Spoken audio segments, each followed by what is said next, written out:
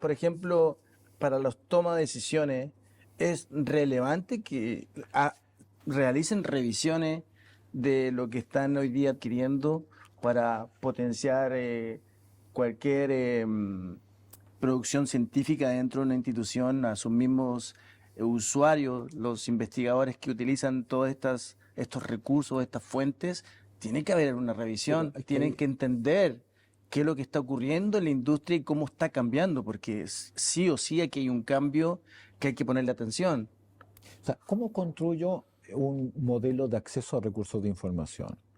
Por opinión de grupos de interés dentro de mi institución, por estadísticas de uso, o sea, descargas, downloads, Sí.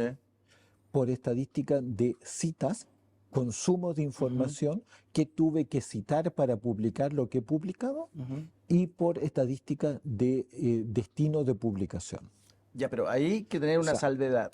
Por ejemplo, opinión, uso, consumo, producción. Perfecto, pero en las estadísticas de uso tiene que haber una norma de qué tipo de métrica voy a usar para lo que tú acabas de señalar. Download. Entiendo, pero para eso yo tengo que usar el estándar. En el caso, por ejemplo, de estadísticas de uso para ver las descargas, en Paraguay, por ejemplo, el CONACYT decidió utilizar las Counter 5 y ese es su instrumento para medir las descargas de todos los recursos que tienen. Y está dentro de los parámetros de la estadística normalizada a nivel mundial, que es la que validan. Entonces, la pregunta es, ¿qué tipo de instrumentos, de métricas para evaluar las descargas de los recursos que están disponibles en una biblioteca técnica o universitaria? Si usan este instrumento de medición que es el Counter 5, que es el estándar mundial. Entonces, eso también hay que dejarlo claro. No todas las estadísticas te sirven, sino que tienes que tener instrumento y básicamente basarte en el estándar mundial en temas de estadística que está normalizado por todas las editoriales. O sea, estoy de acuerdo con usar metodología Counter, particularmente el estándar 5 es muy adecuado, pero cuando hablamos de downloads, estamos hablando de artículos descargados, por lo tanto hay una percepción de que a lo menos fue utilizado para un proceso formativo o para un proceso investigativo. Es que el Counter 5 te lo mide. Sí, no, sí, eso está muy bien. Lo que pasa es que usar otros números para abultar esto, por ejemplo, número de búsquedas, número de aciertos, dependiendo de la estrategia de búsqueda, si es federativa, si es de este tipo o de este otro, las búsquedas se multiplican en las fuentes que tengo y por lo tanto son números que se pueden inflar artificialmente. Por eso yo diría que de los 4 elementos que he señalado, uso, consumo y producción genera una visión global de cómo estoy siendo capaz de atender las necesidades de la docencia, las necesidades de la investigación y las necesidades de la publicación. Y bajo esos elementos, pero esto que parece tan sencillo, existen pocas casas con la capacidad de generar estos estudios porque tengo que ir a partir del conjunto de todos los aparatos bibliográficos, de todos los artículos publicados, poder agrupar por revista, por editor, por paquete editorial, para poder establecer estas normas de consumo. No sé si te recuerdas en algún momento, dentro de todo este tiempo que han habido muchísimos cambios, la decisión de hacer un desarrollo de colección dentro de una institución y tener el core de revistas con mayor usabilidad o mayor impacto por áreas temáticas, ¿crees tú que puede volver esa tendencia a dejar de lado a todo ese núcleo de información que existe y enfocarse en un core de revistas que satisfacen en un 100% la necesidad de todos los investigadores dentro de una institución académica o de investigación científica? ¿Qué te merece? Hay que acordarse que la ley de Bradford se sigue cumpliendo. Okay. Por lo tanto, se produce una cierta concentración de los consumos. pero también cuando uno diseña sistemas nacionales o institucionales de acceso a información científica, se da que se produce el efecto de los gases, o sea, la gente tiende a utilizar mucho aquellos recursos que tiene contratados y obviamente a usar muchísimo menos aquellos recursos no contratados. Por eso estudios de uso, consumo y producción, el uso está altamente condicionado por la oferta que tengo contratada y por lo tanto genera una inercia estructural diacrónica, o sea, año con año.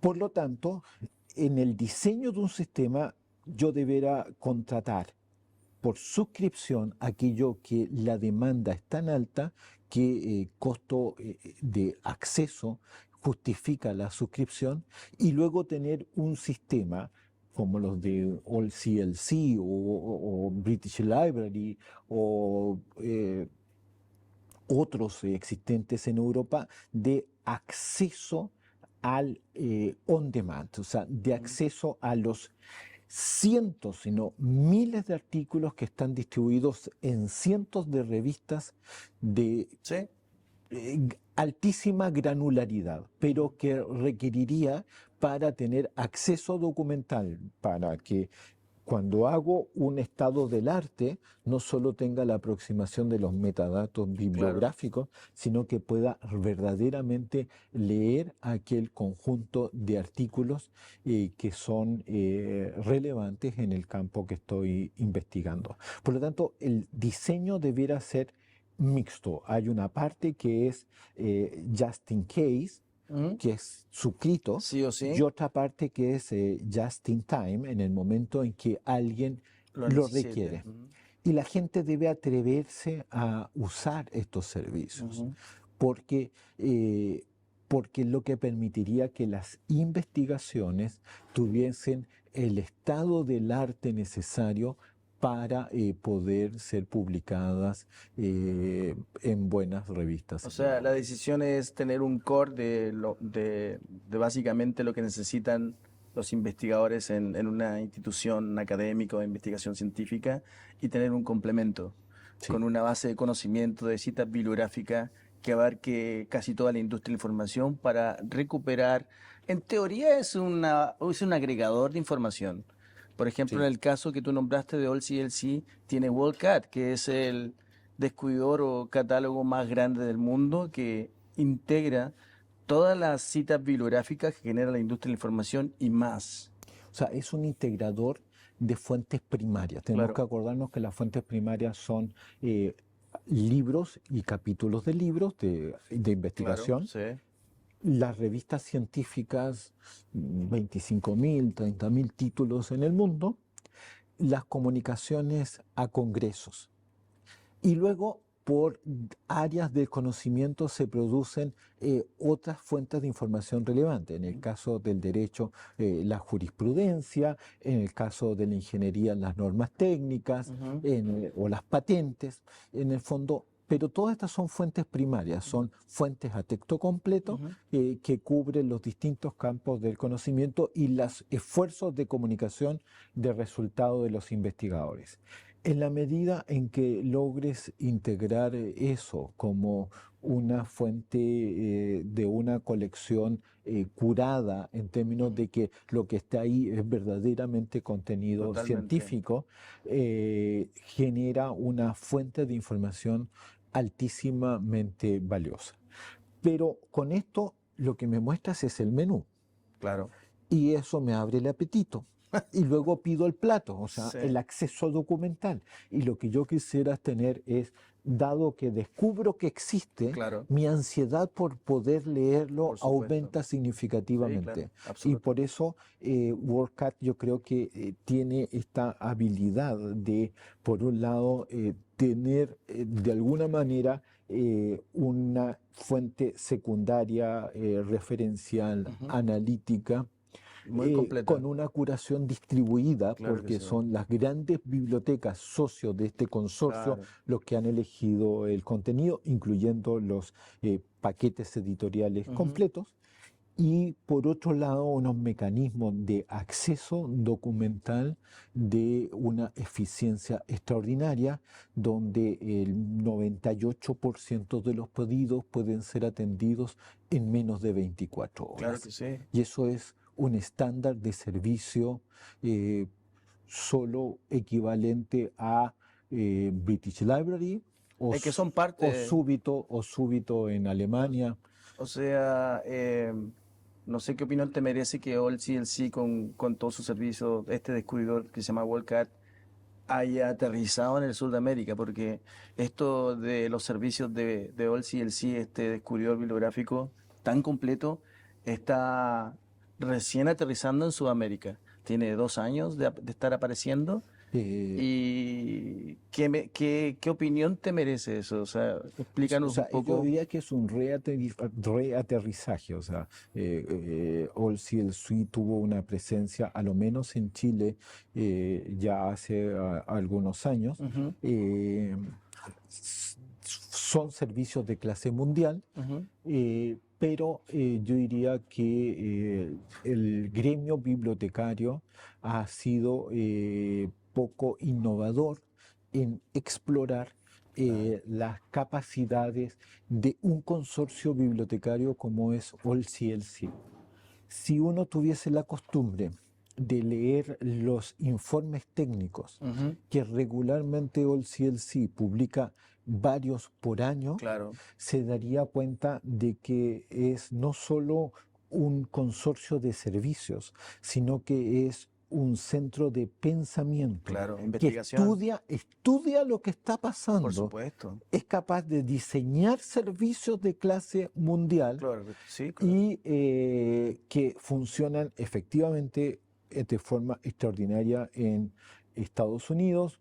Algunos países de Europa lo toman muy bien Hoy está muy fuerte en Europa. por esta resistencia que tiene a veces Europa de contratar servicios de Estados Unidos. Hay un tema ahí de territorialidad, pero en América Latina creo que algunas universidades que se mantienen e instituciones como congresos que se mantienen en el estado del arte han visto en OLC un socio estratégico Claro. fundamental, pero otros no lo han descubierto. Eh, Se ha transformado en un agregador natural de información y ha reemplazado muchas plataformas que son de pago. Naturalmente, el agregador de toda la metadata que existe en la industria está toda indexada ahí y está a disposición de cualquier usuario a nivel mundial. Es global la consulta. yo Entonces, creo que quizás OLCLC deberá fomentar que más gente de la ciencia de la información estudie y valore las fuentes. Yo creo que ha estado un poco alejado de la literatura en términos de fuente de análisis ujú, y por lo tanto eso ha disminuido que exista un conocimiento y un benchmark ujú, desde una perspectiva científica de las bondades de WorldCat. Pero seguramente es deberá ser un objeto de estudio que claro. crezca el interés para mostrar que los niveles de cobertura, de curación Ujú. y de capacidades del lenguaje de búsqueda para hacer búsquedas de exhaustivas, pertinentes y relevantes son de un lenguaje de búsqueda extraordinariamente rico. Yo creo que de esa perspectiva, si bien existen muchos estudios de All CLC sobre el mismo All Ujú. CLC, debiera quizás fomentar que otros investigadores puedan hacer estudios independientes que ayuden Interesante. a crecer su perspectiva. Esa ha sido la estrategia que han seguido otras fuentes secundarias Mm. para asegurar su aceptabilidad y valoración en el mundo. Siguiendo esa misma línea, ¿qué opinión te merece o qué opinión realmente tienes del futuro de los agregadores que existen hoy día en la industria? ¿Tienen futuro? No sé, te pregunto ¿Están porque, vivos? porque bueno, Eh, hay mucho ruido al respecto. No sé Bueno, si se hacen no sé si estudios. ustedes recuerdan, Ah, hace 20 años Salió una portada de una revista Times que se decía The 10 Rules of Bill Gates Ujú, para Internet. Y me acuerdo de la regla número 4. ujú. En Internet, el hombre del medio va a desaparecer. Y, Elegantemente lo estás y tengo diciendo. fuentes primarias Claro. que son accesibles en sus propios sitios de publicación. Ujú. Y tengo fuentes secundarias, como las que hemos mencionado en esta conversación. Y la fuente secundaria dice View at the Publisher, Ujú. y el publisher en un 67% en el caso de los países de Europa del Norte y 57% en el caso de América Latina ya publica en Open Access. Ah, claro. Los agregadores de contenido Open Access o de pago quedaron fuera en el 2000, en el 2001 Ok. y han sobrevivido por inercias estructurales. Pero en el caso de los Open Access, Cielo fue el inventor del concepto Claro. y se las arregló para tener Cielo Citation Index. Ujú. Con las nuevas decisiones de Clarivate Analytics respecto de la noción de Core Collection, de Ujú. alguna manera está bajando el nivel de las colecciones nacionales o regionales para generar un único índice, o por lo menos en el GCR todas las revistas ya tienen indicadores. Pero el resto de los Open Access llegaron tarde, Sí. ¿sí? El último en llegar es DOAG. Sí. El último, o sea, tarde, 24 años tarde. O sea, Ujú. ¿para qué quiero un agregador que no aporta valor, cuyo lenguaje de búsqueda es extraordinariamente pobre?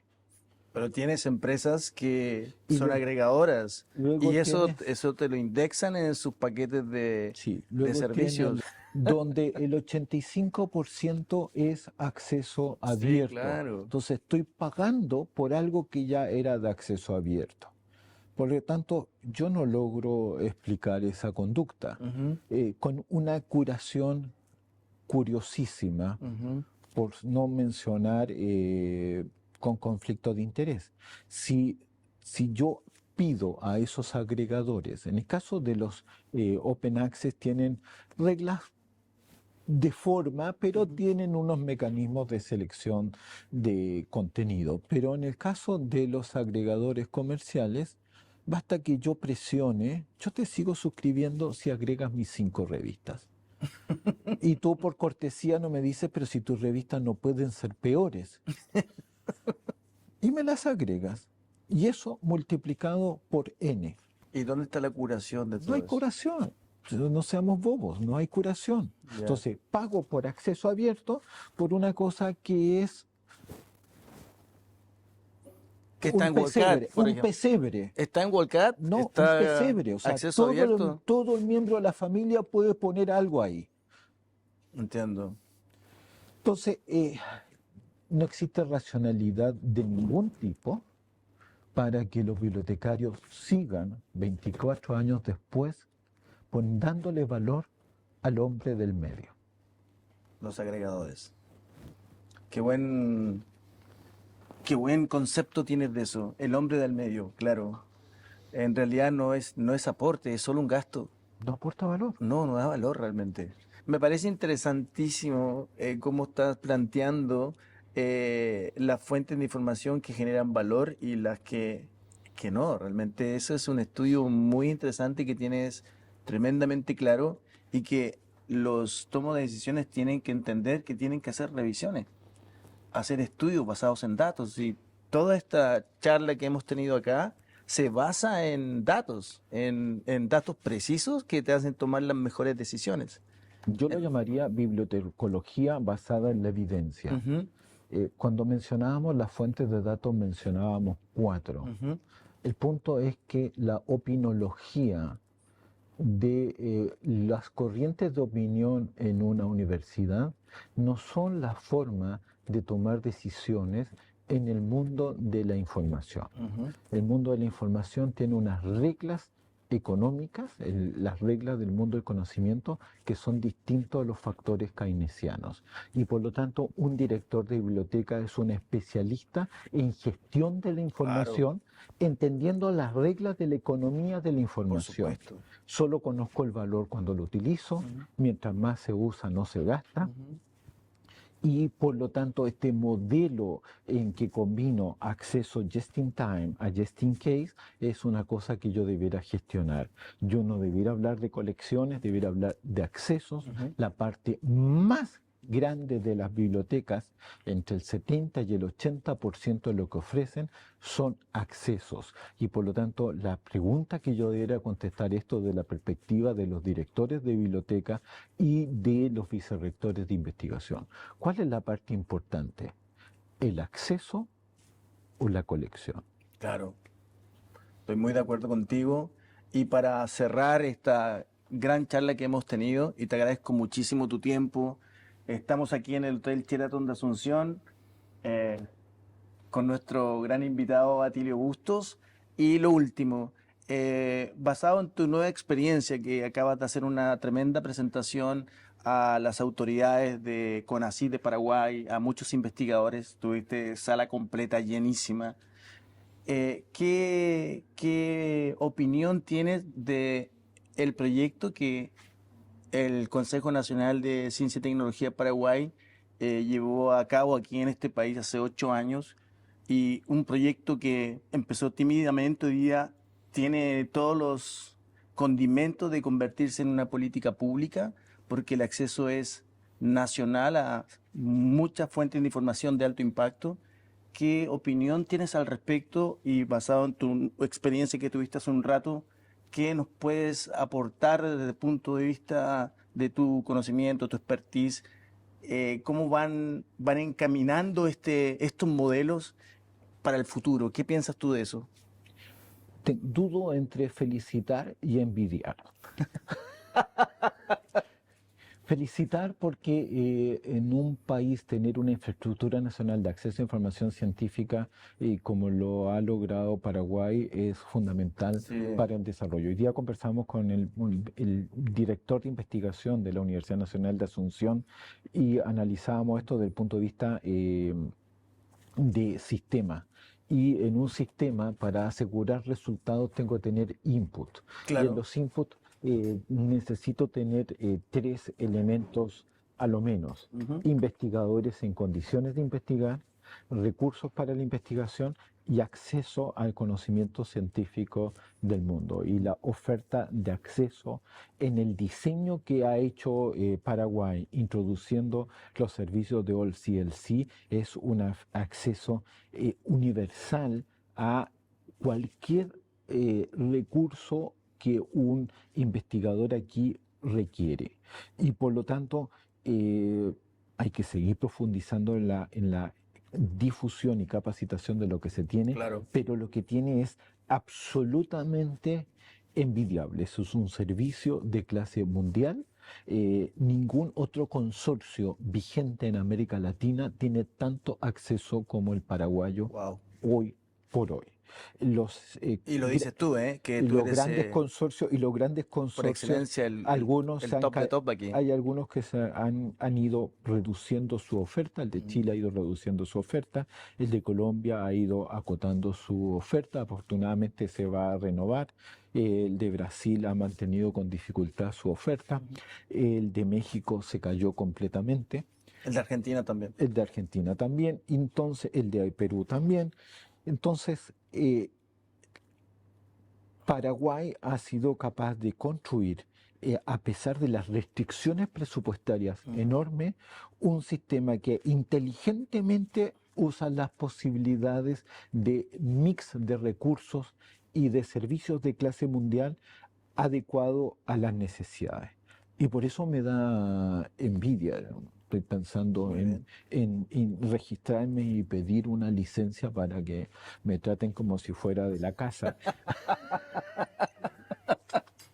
Yo creo que absolutamente eso puede ser posible, definitivo. Te lo voy a cobrar a la cena. Pero es una infraestructura que se adecua a las características del país. No sería razonable aquí esfuerzos individuales. Claro, Es es necesario colectivo. un esfuerzo país. Ujú. Y en ese sentido, aquí hay una buena práctica que pudiese replicarse en algunos otros países de la región, donde sería tan necesario poder tener los accesos que hoy Paraguay tiene. Así que felicitaciones. Muchas gracias. Bueno, la Biblioteca Electrónica SICO del CONACYT de Paraguay, eh, como te explicaba, tiene acceso universal a todos los componentes, toda la sociedad paraguaya, acceso a información de calidad, de alto impacto. Pero lo interesante de todo eso es que además generó un plan de visualización de todos los contenidos que tiene esta biblioteca. Tiene departamentos de visibilidad, que es el departamento de marketing, donde se generan tu misma presentación. Tuviste que tuvimos que poner sillas porque llegaba gente, pues estaba muy expectante a lo que estabas exponiendo en tu presentación. Y además tenemos algo clave, que son las capacitaciones diarias. Hay un plan anual de capacitaciones permanentes. Todos los días se generan 2 o 3 capacitaciones de diferentes recursos que están disponibles en la biblioteca electrónica, y eso ha sido gatillante en el buen resultado de este proyecto, porque los investigadores que están comenzando en todo ese proceso, más todo el mundo académico, ha aprendido a identificar fuentes de información que tú delante lo mencionabas, que son especializados en el área de estudio. Como tenemos recursos de alta calidad, el, el- el- la demanda que tienen de la usabilidad de la biblioteca es impresionante. Los niveles de estadística han aumentado a niveles que no teníamos proyectados. La producción científica en los últimos años es impensado. Entonces, todos estos componentes han derivado en un tremendo proyecto. Un proyecto que realmente, como tú lo señalabas, es uno, por no decir el mejor de Latinoamérica hasta el momento. Esperemos seguir en la misma línea. Esperamos tenerte de nuevo para que nos presentes todas estas grandes mediciones que tienes de los factores de impacto, la producción científica, y te agradecemos mucho tu tiempo, Atilio. Para Simago y para mí es un gusto estar nuevamente en Paraguay y observar los avances tan grandes que el país tiene. Así que felicitaciones muy calurosas. Bueno, muchas gracias. Damos por cerrado nuestro capítulo de Café Ideas. Nos vemos en una próxima oportunidad y muchas gracias. Adiós.